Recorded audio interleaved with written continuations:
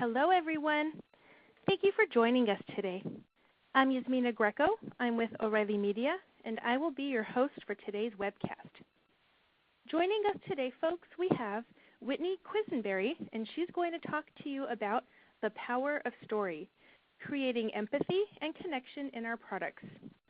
Whitney combines a fascination with people and an obsession to communicate clearly with her goal of bringing user research insights to designing products where people matter. She's written 2 books on the subject. The first one is Storytelling for User Experience, Crafting Stories for Better Design, and Global UX Design and Research in a Connected World to help practitioners keep users in mind throughout the creative process. Folks, we're very excited to have Whitney with us today to present this webcast for you all. Okay, as we get things started, I would like to go over a little housekeeping to help you get the most out of today's webcast. You'll want to open your group chat widget if you haven't already done so. This is where we can interact with each other during the event and where you can submit your questions for Whitney. We find that our audience usually has a lot of good knowledge to share, so we encourage you all to chat freely during the event. However, if you have questions for Whitney, please preface them with a capital letter Q so we know that they're for her and we can make sure we see them for Q&A.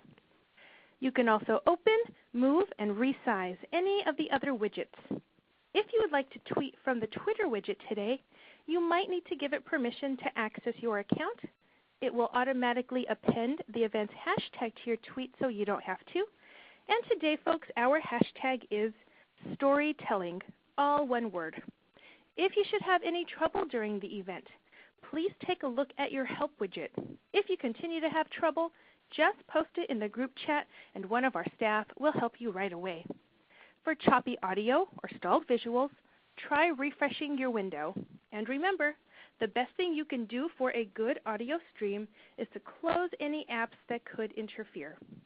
People always ask, so we'd like you to know we are recording today's webcast and we'll have the archive ready usually within 48 hours. And folks, at this time, it is my pleasure to turn the program over to Whitney for her presentation. Hello, Whitney. Hi, Yasmina. And thanks. It's really an impressively international audience. I think Nick takes the prize from Brisbane. I think it's probably 3 in the morning for you or something. So thanks so much for staying up to be part of this. I think Yasmina told you a little bit about me. I have just a couple of things to add. One is that I used to be a theater designer, so I've been thinking about how we communicate at a distance, right? In theater, we're separated by the line between audience and performers, and in UX we're often separated by time and distance from the people that we're working with. My focus is largely on research. I mostly do UX research, where my role is to bring in insights that will help people design better, although I'm often part of a design team. And I'm really proud to announce that in addition to the first 2 books, I'm just about to release another book with Rosenfeld Media. Sarah Horton and I have been working on it for a couple of years. It's called A Web for Everyone, and it looks at how we can design for accessibility, but also for great design. I think between the 3 of those books, we have a pretty good summary of what I'm really interested in, which is how do we connect people, whether we're around the world at the other end of a mobile phone connection, or are people with different abilities, and how do we make all of that, all of those connections into great design? I came to storytelling, and I want to give a shout out to my co-author on the storytelling book. His name is Kevin Brooks. He's a wonderful UX designer, and he's also a performance storyteller. In theater, I was always the backstage one.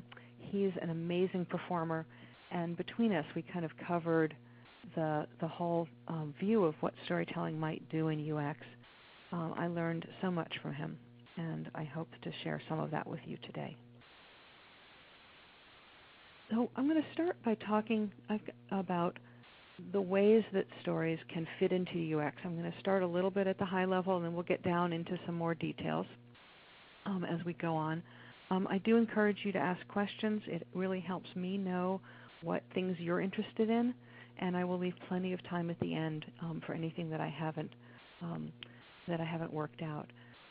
Yeah, thanks, David, for expanding user experience in UX. It's just a little faster to say UX sometimes. I think the first thing that stories help us do is connect to each other. When I started in this field, an awful lot of people who worked on developing software and software tools worked in cubies, those really sterile environments in businesses where everybody's got a little tiny cube to work in, a little separated from each other, and very, very separated from the people we work for. Even when we work in a nicer, more startup environment or in a co-working space, we're still mostly surrounded by people like us, people working on the same projects we're working on, rather than the people who we're working for. There are people who get to work right in the field with their users, but that's not most of us. So we always need a way to keep remembering who they are and remembering why we're working for them and what they can do. We have a saying in stories that stories are a triangle. Right? We often think about storytelling and stories as something that a storyteller kind of puts out there, like it's a broadcast. Right? Here, I have a story, I want to tell it, you guys sit there and listen. But actually, stories are much more active than that because, yes, someone is telling the story, but people are hearing the story, and what they're sharing together is that story that's being created.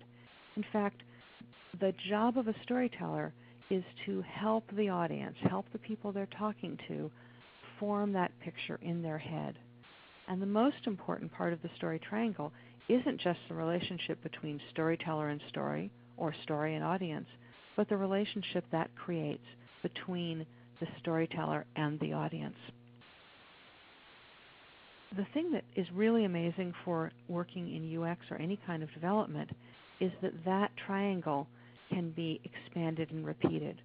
So we can have the triangle that's between the person who told the story and the person hearing the story. That might be people who are using your software and UX researchers or market researchers or design researchers who are out in the field trying to listen to them.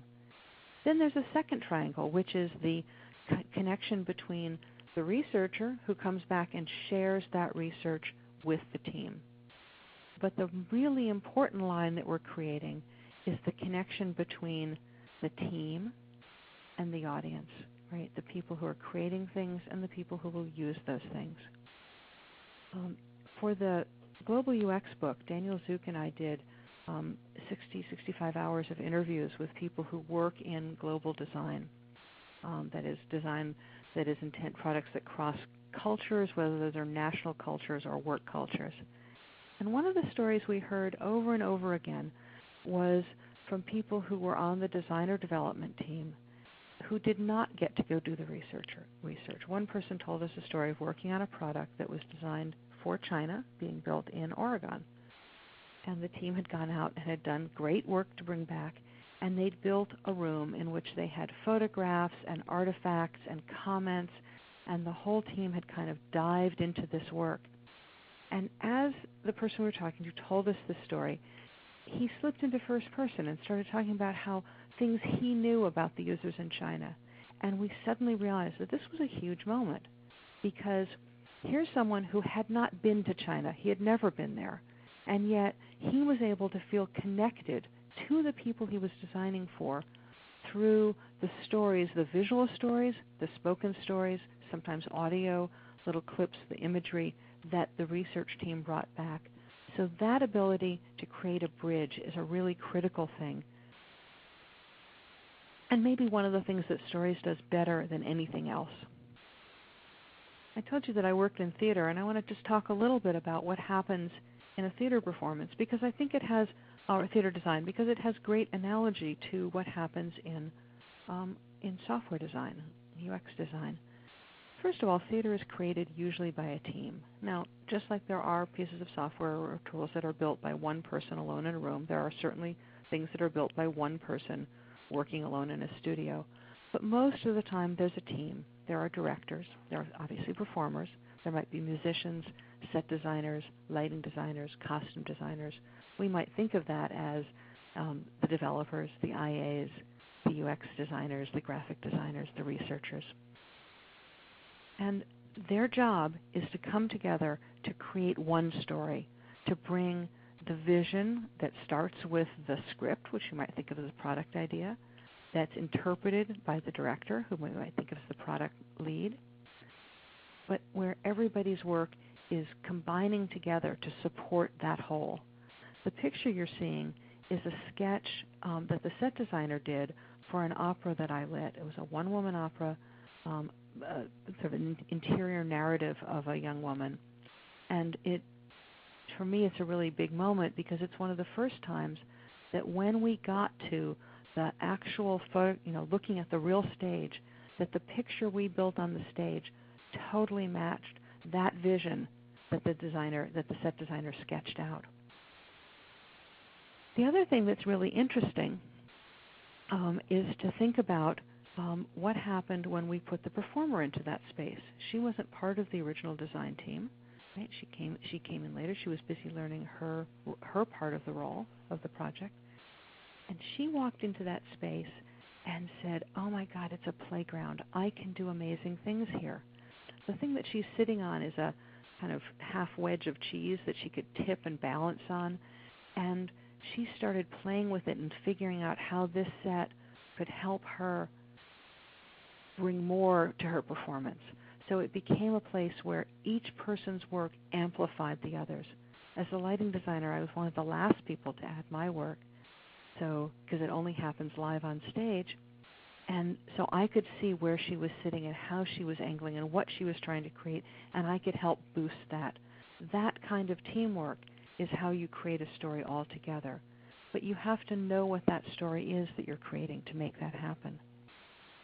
And then, of course, the final story is the story the audience hears, right? That's the story that walks out of the theater with the people who've seen it, right? They don't know the words we put around our ideas. They don't know our goals. They just know the experience they had. And when you've got a strong story, that story can carry through all the way from that initial idea to the last person in the audience.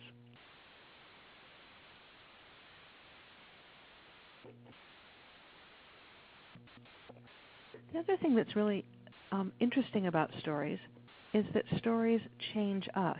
The stories we hear and see and tell change who we are. If you Google stories and storytelling, you will undoubtedly find a sentence like this: our brains are wired for storytelling. And I found that line, and I began thinking about it, and I wondered what that meant. I started plowing around some of the neurobiology research, and I found a guy who said, who pointed out that our eyes are storytellers. That's because, right, our eyes physically are a bundle of receptors that connect to the nerves at the back of the eyeball that connect into our brain, and the brain interprets those signals, that data, and turns it into a picture.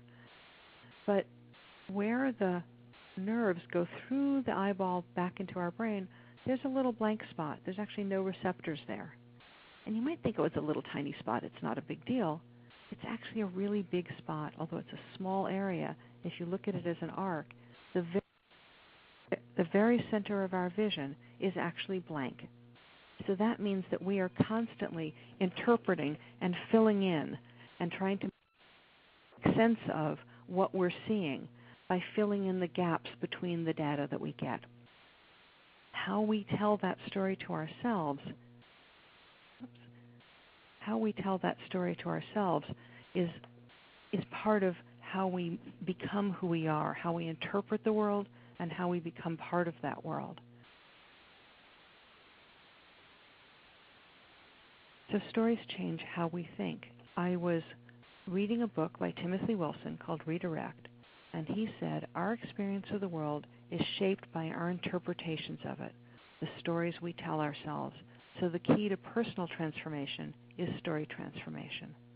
Now, he's a social scientist, so he was interested in things like how can we help students succeed in higher education, or how can we make sure that people who are at risk of, say, getting pregnant and dropping out of high school can find ways to be part of the community and not to have undesirable things happen to them.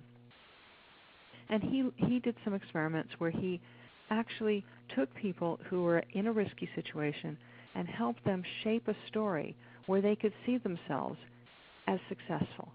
So for instance, you might take a student who was in their first year of university and wasn't doing very well, was struggling with the transition from high school to university.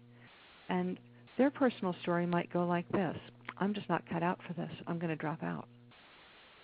And they worked with them, introduced them to people who had had a bad first year themselves and had gone on successfully, and helped them change the story to, this is a transition that I can succeed in. I can be successful. And we're able to help to show that just changing that personal narrative could change how we think.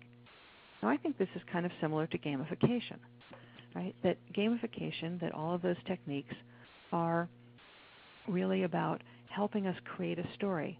The little snippet of a screen is from a Fitbit monitor. It's a little device that monitors how active you are during the day, how many steps you've taken, how many miles you've walked. And it's just measuring things. It's just data. But what they're doing is presenting that data in a way that helps you change the story from, I'm someone who needs to lose weight, needs to be more active, needs to get fitter, to, hey, I'm someone who climbed the tallest dinosaur today, right? So adding a story around it that encourages it. The badges become a story about success. So the trick to doing those things is to think about what the narrative arc is, and to make the design that we're creating part of that narrative arc. We might think about how we use personas. Personas are our user experience technique to take the data we have about the audience and put it into a human form. They usually combine qualitative and quantitative data and try to create a container that represents the people behind that data. We might know that, for instance, this was from a medical project that I worked on, that we had community nurses, we had doctors, we had clinic nurses, and so on. We might know things about what degrees they have. We might know data on what kind of devices they use, or how where they fit into the medical journey of their patients. And all of that is great and important data. But what we really need to know is we need to know how they think. What are their goals? This particular persona was from a memorable moment in one of my research projects, where we were talking to a woman who worked in a women's health clinic, and I was working on a cancer site. And I said, well, cancer, you're working in women's health. Cancer probably isn't that important a topic for you. And she said, I am the front line on prevention and testing. And I realized, yeah, she might not be an oncology nurse. She might not work in cancer research. But she not only is, but saw herself as a critical part of the connection between her patients, her clients, and their health. And so we began listening for those stories. And we discovered that a lot of people who go into healthcare have those stories. And I bet you that if you dig into the stories of your audience, you will find that they see themselves in a way. I don't know if you ever saw the movie called Shakespeare in Love. It's a story about Shakespeare's troupe. And there's this wonderful scene where the actors have gone down to the bar at the end of the day, and the guy who plays the nurse, he's a large man, has a barmaid sitting on his knee, and she says, so, dearie, tell me what this story's about. And he says, you see, there's this nurse. Now, how many of you can recognize that as Romeo and Juliet, right? We don't usually think about Romeo and Juliet about being a play about a nurse. But for the actor playing that nurse, that's the perspective they bring to the play. Their job is to embody that nurse and understand how that nurse sees the events and actions of the play. In the same way, each of our users, each person who uses our software, maybe each person in the world, is the center of their own story. So we need to think about how they connect to whatever it is that we do.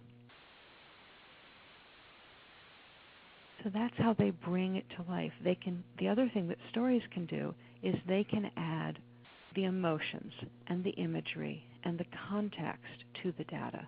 So they can be the thing that connects the qualitative data and the quantitative data. and they can help us understand not just the tasks or the interactions that people want, but why they want them, when they want them, and how they want them. Stories are also important because they are almost always about people. Right? So we know that we as human beings like seeing faces. We recognize a face no matter how abstracted it is. And we like connecting to a specific person. In this case, the purpose of the site is actually to make that connection, to actually ask people to give money to help provide, in this case, sanitation for orphans in Sierra Leone. Some people who work on philanthropy did some research and discovered that if you might think that if one face is good, that 2 or 3 faces would be better, but that actually people reacted better and gave more money when there was a single story told. This person, your money will help this specific person, not a group of people, not 5,000 people or 100 people, but this is an example of the person your money will help. So I think that one of the things that we've done this here with a photograph, and I think that's right and proper. I see that there's a question from Rafaela who wants to know if comics are powerful because it lets people draw connections, and I think that's true. I think that comics, like film, really rely on our vision, our mental vision, to be able to connect the dots. And we're also trying to help people connect the dots, connect the frames when in user experience, because we can't know exactly when and where they're using our tools, but we can give them the touch points that let them connect to them when they want to. There's a book called Understanding Comics by Scott McCloud that I think is a really great book on this topic. And one of the things that he says is that the more detailed and specific the picture, the less universal it is. So the 2 dots and a half circle that makes a smiley face allows you to project anything into it. And as the picture gets more and more precise, you will start to lose people. So one of the advantages is keeping things, might be in choosing how much detail you include. I think in this case, for instance, a photograph is right. It's very, very specific. It says, this is a person, and this is a person who needs your help. This isn't just a child. It's this child, and can you help them? Once you understand your user's journey, you can begin to think about how to weave that narrative into the structure of your site. Again, coming back to my cancer work, I work with Cancer.gov, which is the National Cancer Institute. They were working on a portal for adolescents and young adults with cancer. Now, nobody pretty much goes to cancer information websites for fun. They're there because they need the information, often because they or someone they know has been diagnosed with cancer. And there's a lot of research into the cancer journey. There is an arc to the disease that creates a long journey over time. Typically, the site had started with treatment information because they knew from past research that often people came to their site at the moment when they were being asked by their medical professionals to make a decision about how they or their loved one would be treated. But when we worked with young adults, they said, no, we don't want to start with treatment. We actually want to see our journey represented. We can find ourselves in that journey. So they rearranged the site. So it starts with some general information, but it arcs through diagnosis, through treatment, through how to cope with the problem, what happens as you survive cancer, and then the big, awful one, if treatment isn't working. This is a delicate topic because it's not a pleasant one to think about, and it's not one that someone who's just being diagnosed wants to face. So we talked a lot with users about this, and someone said, well, you have to face it at some point, but you have it in the right place.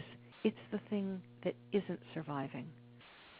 And so we began to understand how to not only word these links, but how to place these links in a context of a journey that let people connect to the information at the point they need it to, rather than at the point we might construct for them. There's another little small thing here, which is that treatment and clinical trials are joined up. And that's because in cancer, treatment options are often also clinical trials. So they're not a last best hope. They are part of the normal way cancer is treated. And by grouping those together, the site was communicating that. So thinking about what a research site needs to communicate about medical treatment, where people are in their journey, how they perceive the information, the words they use. It doesn't look like much of a story, but there's a whole story embedded there. And there's a whole story embedded in the imagery around which a lot of work was done as well.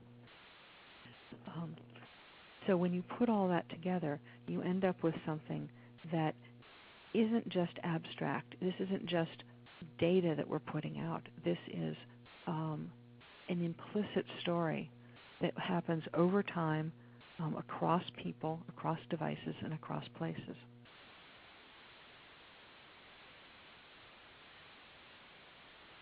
So as you think about using stories, one of the technical things you might think about is how do you actually tell that story?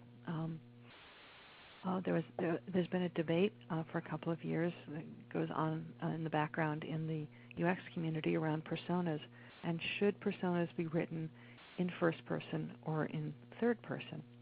So I began to think about that, and it seems to me that each voice you could use is a different perspective. So if you tell the story in third person, that is talking about the persona, you're looking at them from the outside. This maintains a bit of distance, but it actually is quite useful if you have 3 or 4 or 6 personas. You can't have them all in first person if you're voicing them all. Second person, of course, is a conversation, and third person and first person gets into the head of the person themselves. So I want to just look at some of these in a little bit more detail. So third person lets you as the researcher explain and interpret. One of the advantages it gives you is it lets you make that bridge between the perspective of the users and the internal perspective. So looking back at Mary, our community nurse, we can think about the details, but notice that they're not presented necessarily the way Mary might say them, but they're presented in a slightly different way, reinterpreted a bit. Mary might say, I try to speak Spanish with my patients, but I'm not that good at it. I can handle easy daily things, but medical work is hard. Medical words are hard. We might reinterpret that into she has learned conversational Spanish so she can talk to her patients. And we can take some behavior that we see and say, well, she might say, I have some great sites on the web that I go to all the time, but I can think about what we're really saying there is that when she likes a site, she becomes loyal to it. John Van Manen, who's an ethnographer, wrote a book called Tales from the Field, in which he thought about different kinds of stories that we tell, because the process of writing up any kind of research really is storytelling. And he calls these realist tales. That is, writing in third person invokes an authority, a voice of authority. It suggests that what I'm telling you is accurate, that you can trust this data, that you can that I have interpreted Mary correctly. But if we move to second person, we shift the dynamic. In fact, we shift the dynamic rather completely. In this case, we might create a conversation. My colleague Caroline Jarrett works at the Open University, or with the Open University, and she created a presentation for personas that she did as interviews. Now, these were made-up interviews, but the interviews were made up out of compilations of many long interviews with students at the Open University. She took the personas that already existed, and she changed them into a back and forth between an imaginary researcher and a made-up imaginary person. The advantage this had for it is that it let her actually bring in the words that Rachel used in her own way. So we could hear the voice of the different personas. And in fact, she used this to kind of, as a way of showing which personas, there were some personas who were deeply engaged in higher education. There were other personas who were just touching, getting their feet wet and beginning to understand what being part of higher education might be. We've done some things where we actually had personas that represented different parts of a project. So we might have the customer service reps and the customers, and very interesting to see what happens when you have conversations between the two personas. A nice way to begin to understand places where their language might be different, where they might be misinterpreting each other, thinking about expectations on each side. And it's a good way to begin to unpack the challenges of service design. The other way that I see personas written a lot, or stories for personas written, is in first person. And they're pretty interesting because they let you invite identity. They let you get into the head of the persona. Van Manen calls this an impressionist tale. So it's a way for you to share your impressions of what the internal narrative of that user or that persona is. The illustration was a compilation from a project we did around, again, deep, large sites, in this case a medical site. And what happens is the users would drill down. For instance, they might choose, a health topic, and they would drill into that, and they would look at, a disease, and then they would go to search, and they would type treatment. And of course, what they got was everything about treatment for all disease types. And what they wanted was treatment for the disease they were looking at. And they said things like, well, I know it's a machine, but why can't it keep up with me? And we began to see that they were using the online information as preparation for, not a substitute for working with their health professionals, but as preparation for, as follow-up from a conversation they'd had with their health professional. And they really wanted it to have that same fluidity, but to let them absorb the information in their own pace. This became a really powerful argument about whether it was worth the extra work to carry the variables, to do the programming work, to know that we could constrain the scope of the search to the part of the software, the part of the website they were in. So that was our way of kind of communicating a mental narrative to answer questions about, was this design idea actually worth something? The other thing that first person can do is it can communicate your own journey as someone learning about the field. And sometimes that's a really interesting way to help a team understand something that's counterintuitive. Maybe you just thought that everybody understood something or other. I worked on a project that was designed for very small businesses, pizza parlors, mom and pop stores, the candy store at the corner, dry cleaners. And it's hard for a group of people who lived in an IT environment to understand what their relationship to computers was. We knew they had them. They were buying a service that allowed them to do some business processes and payroll online. But we assumed they used email, that they probably used word processors and so on. When we talked to them, it wasn't true at all. They didn't use email. I mean, they used email. They used email to talk to their kids and their cousins and their friends.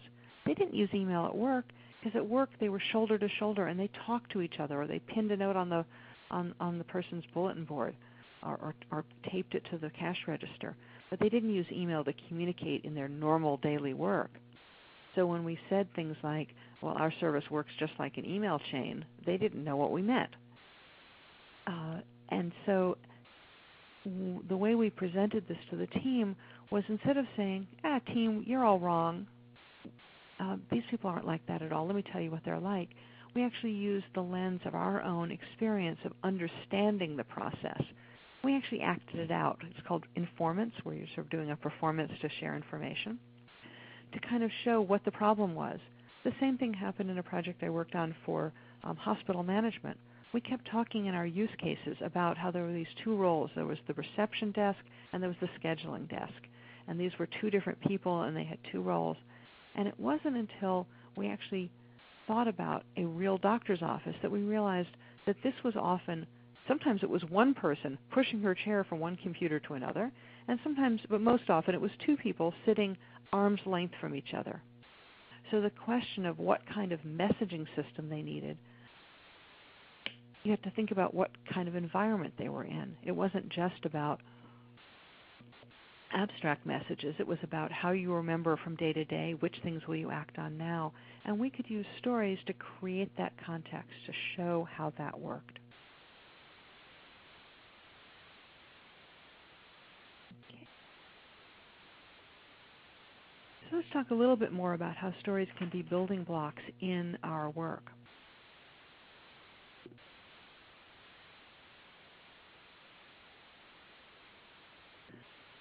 So one of the ways that I've used stories is when I'm reporting on some usability research, and I'm trying to explain something that's either counterintuitive or where we really struggle to understand it.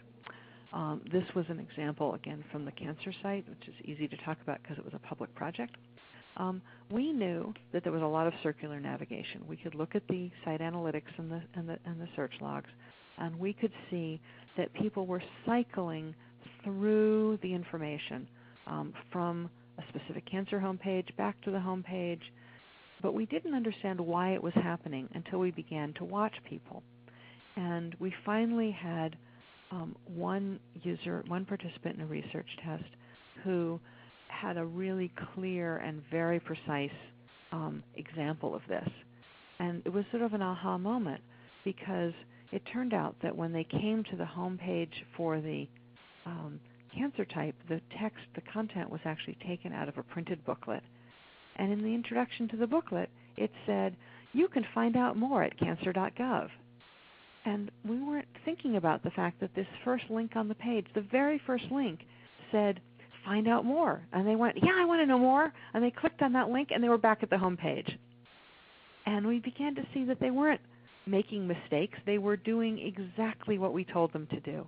And we began to look through the site for patterns where different pieces of the site, because they'd come from different places, weren't connecting up very well, where we were cross-referencing people in a loop. If you want to know more about treatment, click here. If you want to know more about causes, click here. And we were going round and round in circles. We had another example of that at the Open University. We had we were interviewing or working with people who were new to higher education, didn't have much experience of it in their family, but were interested in getting a college degree. And we had pairs of people, friends who came in together. And one was an older woman. She was Pakistani, living in the UK, and now that her kids were grown, it was time, she felt, for her to go back and fulfill her dream of getting a college degree. So she and her friend worked together to find the first course. What should she sign up for first? And they went very carefully through the site, clicking on good links, and they had good reasons. We could track the thought process of what they were doing, and in the end, they chose for her a graduate level course called English Language and Literature. And we asked why, and they said, well, we know that she really needs to get her English reading and writing skills up to speed so she'll be ready to work at college level, and this seemed like a really good one. But they didn't understand that it was a postgraduate course in linguistics. So we realized that we were simply, and when we showed this to the faculty, they said, but see, it says PG, it says level 3. We realized that we weren't signaling the status well enough, and we weren't helping people who were new to higher education get into higher education. We could also go the other way. In this case, we were going from data to person. Here we could look at how does the person show up in the data. Our personas for the Open University included a young student just graduated from high school looking for a university degree in IT. Turned out to be a very popular course. And the people in charge of web analytics actually tracked, because they could track visitors, not just visits. They found people who were obviously looking at IT courses and who had eventually registered for a course. And then they went back in time and they looked at their path through the Open University site on their first visit all the way to 20 visits in. And what was very interesting was we started seeing this pattern. The colored blocks are different big sections of the site. The general information about the university, the course catalog, the department sites, and so on. And at first, they were going everywhere. There were big connections between the homepage and the department and between the course catalog, but the navigation was very wide. This is a compilation of about 173 users, actual visitors to the site. And by the end, by the 20th visit, after they'd registered, they started to have a very clean and simple path where they entered the site, they logged in, and they went to their course page. So you could see their process, their progress actually changing from being an inquirer or looking around, right, wanting to gather up lots of information, to being a focused studying student. One of the ways you can do this, I've shown you a couple of reports and big projects, but you can also do this by what we call bring your users to your meeting. So bring stories to your meeting. I've seen some people who've done actual life-size personas to help them remember the people that they're working for. But you can also improvise quick little stories that help you think about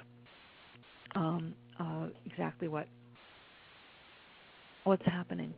And by doing that, you can stop and get yourselves out of those arguments that we have and back into the people we're working for. Now, we've talked a lot about stories, sometimes I've had people say it sounds like a lot of new work. So I just want to make the point, as I come to the end here, that stories are already part of our work. We already do user research, which is really all about collecting stories. Sometimes we're out collecting data like task analysis, but we're also at the same time doing that ethnographic work of collecting context and goals and needs and the emotional reactions that people have. And analysis is really about discovering and understanding patterns. Anthropologists sometimes say that a culture are people who share stories. So we might take this down a level and say we can think about groups of users who share stories as the cultures that we're designing for. Design itself is really about exploring problems and new ideas, telling new stories. How can we change a story from a story in which people fail to a story in which people succeed? And user evaluation, really, it's just a way of trying out those stories, right? What's a usability task but a story with no end? We say, hey, you want to enroll in college? Let's see if you can go find a course to take, and we see how that story ends. We get to watch it in real time. And we also get to compare it to the data. So just to kind of sum up, I think stories let us have a richer understanding of the context behind the task or the feature or the data that we're looking at. They let us innovate from real needs. They let us connect the stories perhaps of failure or of need or of want that we hear from our users and think of ways to solve those, to create a new world that's a better world. I think we're more persuasive when we can tell a story that helps people understand the idea. Instead of coming in and saying, hey, let's have breadcrumbs, we can say, I see that people get really lost in our site and don't understand where they are in the structure. And let me tell you about one of the things that happens, and I have an idea for how to fix that. And so now we're not just arguing about a technical feature, we're actually placing it into the context of the need. And of course, the most important thing is people. It helps us keep people in the center of the process. When we think about the stories that we tell, we want to think about the stories that we want to get repeated, right? We want them based on real data. We want them to be the stories we want to tell. Tell success stories, not failure stories. Tell innovation stories, not failure stories. And tell stories that help generate insights and empathy so that when we all walk back to our own computer, our own desk to do our work, we're all telling the same stories.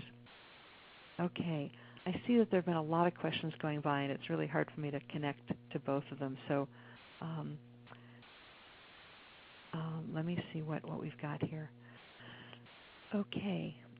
Matthew asked, I guess I'm doing these in reverse order, but that'll be good. What data was used to generate the computer graphics on the visualization?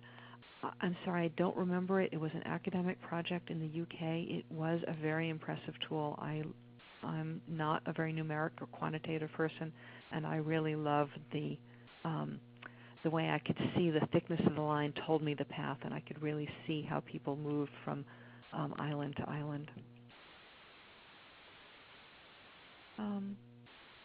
Once a product, Andrew asked, once a product or service is launched and already in wide use, how can UX teams and sales and market teams use stories as a way to communicate with each other more effectively? I think that's a really great point. I would add QA to that, by the way. We worked on a very large project, took a couple of years to get to the point of final QA, and the QA team came to us and said, could we have your use cases? Because they will help us understand what people do. And we said, we'll do better than that. We'll give you our persona stories of the use cases, so then you'll understand why they're doing it. And for them, it helped them find not just every single path to test, but the paths that were the ways people would do it. I think it's also really, sales and marketing, once a product is launched, are often the people more out in the field. So one of the things they can be listening for is, when is the story changing? Mary, our community nurse, was actually part of a large story about delivering cancer information not just on the web, but in appropriate formats for mobile devices. We didn't think that nurses were really a prime audience for it. They are a little on the back curve of adopting technology. And it was when we started seeing our nurses, our frontline medical practitioners, begin to talk about what we could have on the mobile. With Mary, we were showing an early prototype of a cancer dictionary that translated cancer terms, not only defined them in English, but also translated those definitions into Spanish and helped you pronounce the words correctly in English or in Spanish. And a couple of them just said, you mean I could have a full medical dictionary in my pocket? I would buy a smartphone for that. And so we knew that we were on the cusp of a change in the audience and that we could design to be ready for that change. So I think keeping up with when those stories are real, when those stories change, is really important.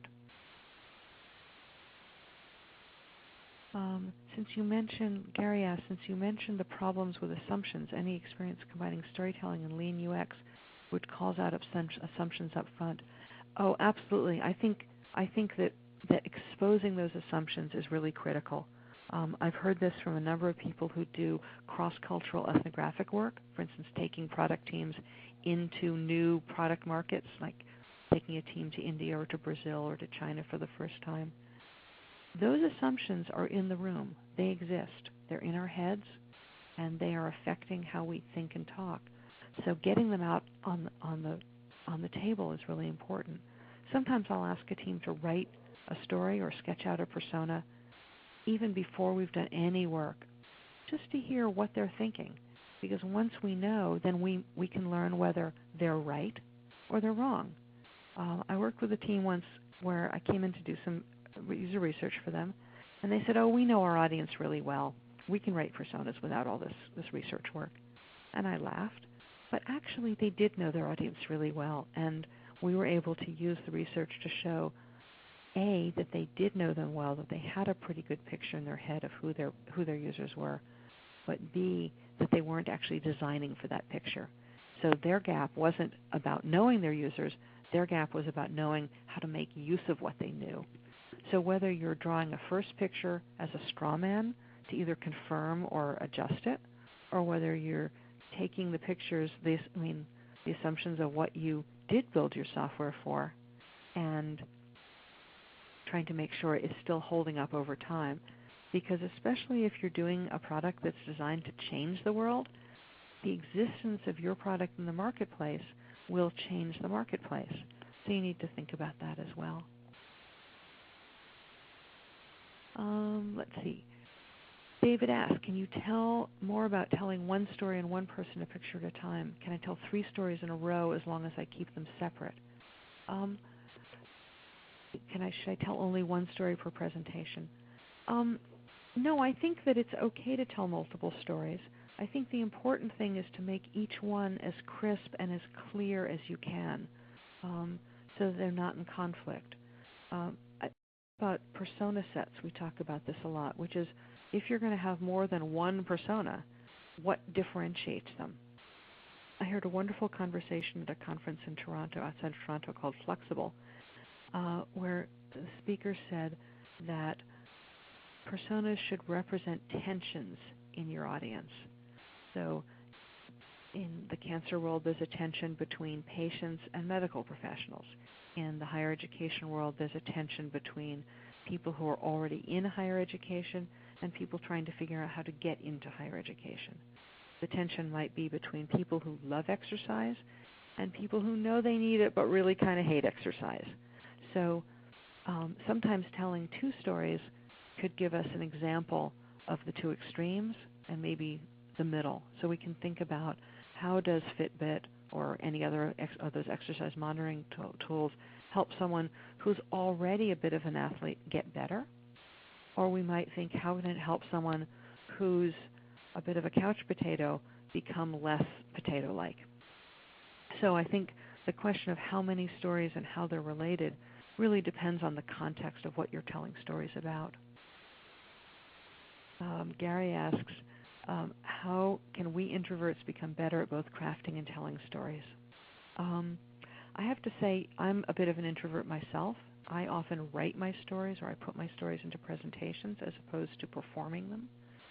So I think that stories are not about performance. They're about thinking and creating something in our head. Yeah, thanks, Matthew. I love introverts really are great storytellers. I want to share something that Kevin told me practically in our first writing session that really brought me up short, and I've just begun to think about it a lot over the last years. He said, storytelling starts with listening. Right? It's not about the telling. It's about the preparation for telling. The telling is just craft. You get better at that with practice. Some of the storytelling teachers say you don't really own a story until you've told it 100 times. Well, I rarely get to tell a story 100 times. I mean, maybe never, because I'm always working on different things and moving on. I'm not someone honing the craft of a performance. But each time I tell a story, I get better at telling stories. So it builds on itself. So there's nothing natural about bursting into a story in the middle of a design session. You have to find a way to build it into that session. If I'm sitting around a table with people, I don't suddenly want to stand up and start performing. I want to make it conversational. So my stories are often quite conversational.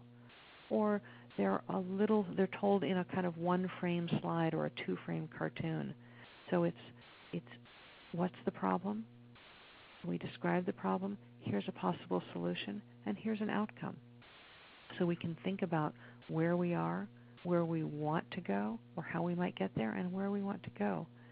And I guess the last thing is that often my stories don't have an ending.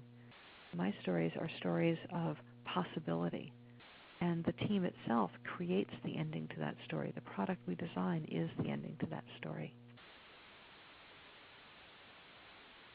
Trying to see if there's any more things I lost. Oh, thanks, David, for filling in all of those Understanding Comics. They are great books.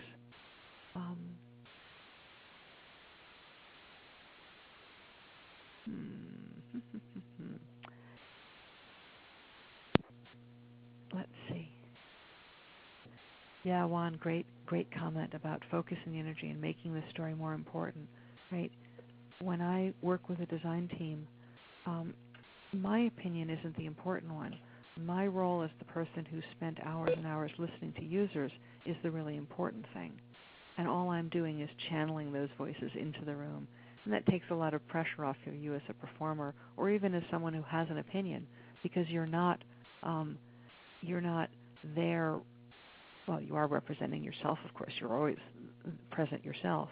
But your job is to bring those people into the room, because no matter how much user experience research we do or how much we're thinking about users, they're typically, unless we're doing participatory design, they're typically not present with us at those key moments when we're working.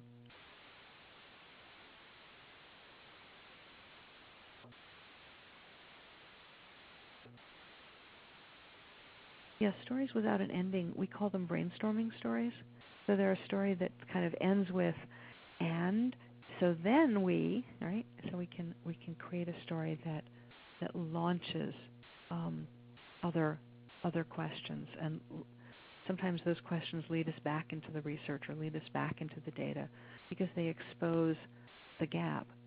The other way you can use stories, I think, is to think about assumptions.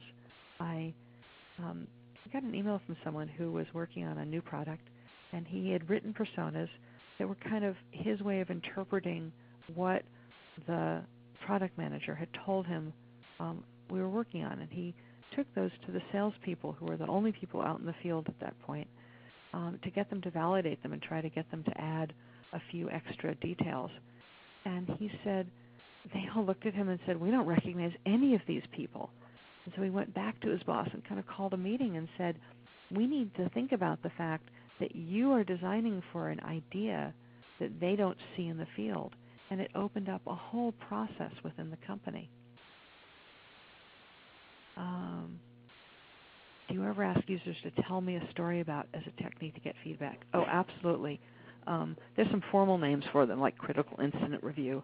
But I always, I might not use the word story, but I'll always just say, tell me about that. Even if my job is I'm out there doing, trying to understand basic task analysis. Just those words, tell me about that, or tell me about the last time that happened, or tell me about why that happened, is an invitation to people to be listened to. It's an invitation. It tells them that I actually am interested in what they're thinking. And that is a chance for them to let me know more than I've asked. Juan asks, is it improper to use UX terminology or knowledge for design not related to software and technology? Oh, absolutely. I mean, I think while the idea of UX came out of the digital and web design world, we design our lives. Service design, which is a kind of emerging field, really looks at not just the tools that we create, but the connections and the people in those tools and how they all fit together. So when we think about a customer journey, for example, and there are some great examples out there. If you Google for images of customer journey, there's some wonderful ones. You'll see that that journey isn't a single interaction. It's not hands on a keyboard. If it might be seeing something in a shop window, going online to learn about it, asking a friend on social media, talking, calling up and asking a question, going to a website to order it, and then after it arrives, it has to arrive. It has to be unpacked. Is it broken? Is it, what's the experience of using it? Do you tweet about it? Do you like it? Do you tell your friends about it? Does it show up in your world? So even if you're working on an e-commerce site, thinking that the interaction is, I've chosen a product, I'm going to purchase the product, and that's the whole interaction. That's just the tip of a little iceberg. It may be the point that makes us money, but it's not the whole journey. Is a poll seeking user feedback on the response to a story recommended?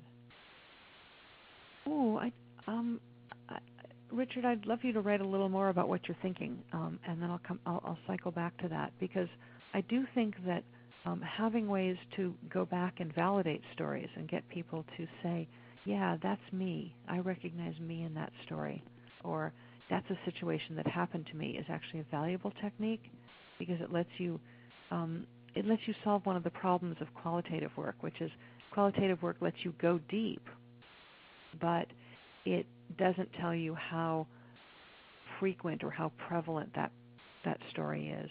And so if you can take that story and somehow represent it, Kevin Cheng has a wonderful book called See What I Mean, about using comics as a way to both express design ideas, but also test design ideas.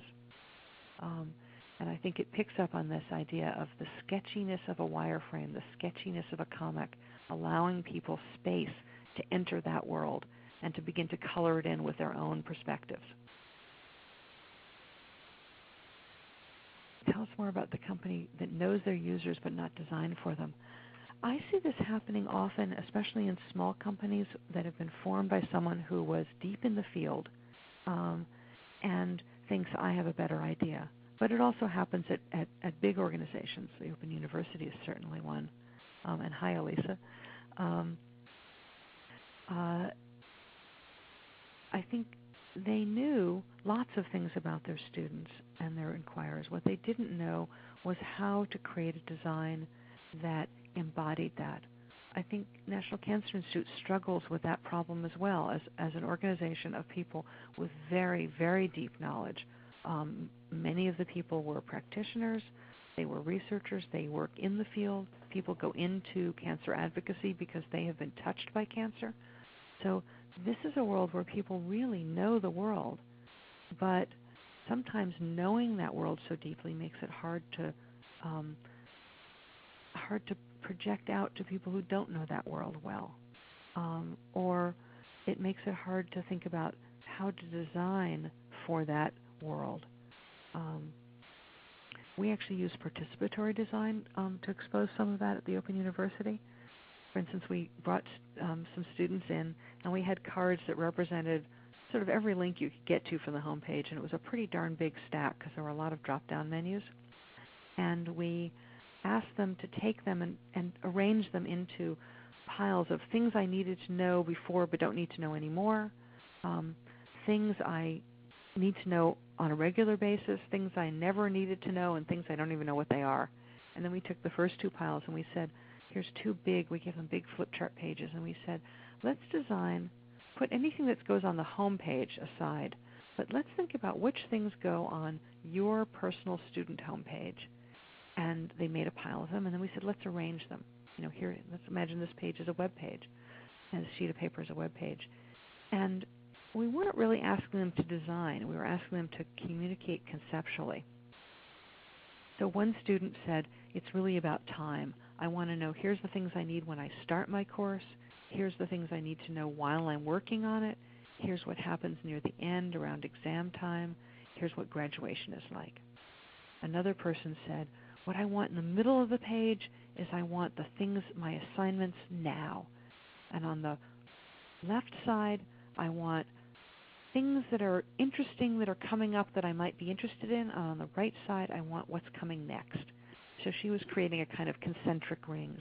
And we began to think, and one person said, I definitely want to know about lectures that are available at the Open University, but I only want to know about the ones that are relevant to me. So if you can't get some, well, she didn't say the word metadata, but if you can't get some metadata around it to help me select the lectures that are relevant to me, it's just noise. So that began to help us see different ways that people filtered this big world of the university down to a personal view, because we want to all be personal. So Richard, polls, a range of 1 to 5. Would you recommend this article to friends? Was it helpful?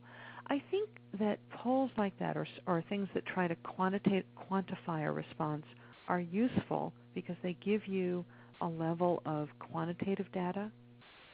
I think that tell us what you liked or disliked about this article are more interesting, although much harder to analyze, because they let you get at context and what aspect of it works and doesn't work. I mean, if someone says, I just couldn't read that article, do they mean the text was so small I couldn't see it?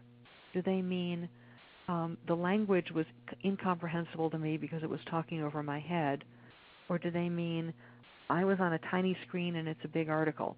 So if you don't know what they're trying to say, you don't know how to interpret the scores. And if you suddenly have a lot of people saying, well, I was trying to read this big complicated thing on a mobile device, then all of a sudden you've learned something about needing to provide mobile-sized chunks of data that you can tie together into a different way.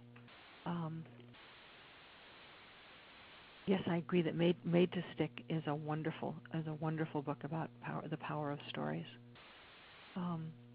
So to go back to the question about polls, I actually really like things that blend quantitative and qualitative information. They let us see what the problem is, how prevalent the problem is or the opinion is, but they also let us delve down into it a little more deeply.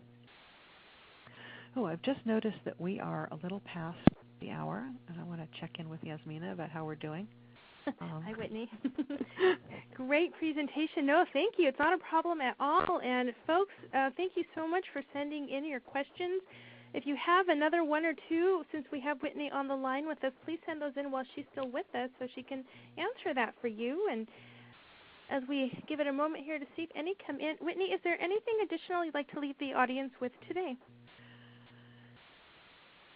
Yeah. It's a quote from someone at a presentation about his presentation was about cross-cultural design, and he said, if you really want to know more about people from cultures, get to know more people from more cultures.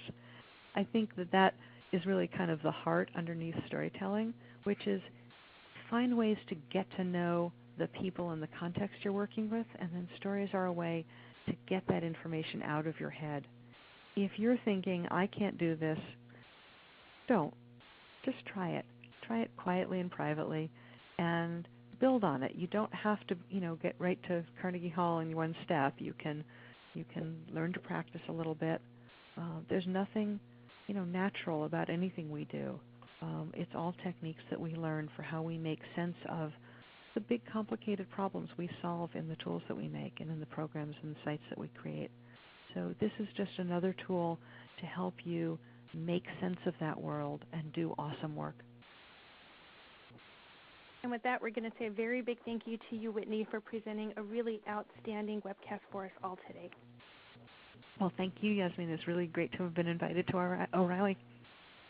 Folks that attended, thank you so much for attending our webcast today, and we hope you benefited from it. Again, thank you so much to those of you that sent in questions, because having those questions just adds so much more to our events. So we do appreciate it, and we appreciate all your nice comments going by here in the group chat. Thank you very much. Folks, we'd also like to let you know that we have a special offer for you. Whitney's ebook is available today at an excellent price. So if you like what you heard today and everything she talked to you about, we do invite you to take advantage of that code that we sent out in your group chat. Please open your group chat if you didn't. A code in there to save you some money on Whitney's book, The Power of Story. We hope that you enjoyed our event today, and we look forward to seeing you at our next event. This will conclude the webcast. Goodbye, everybody.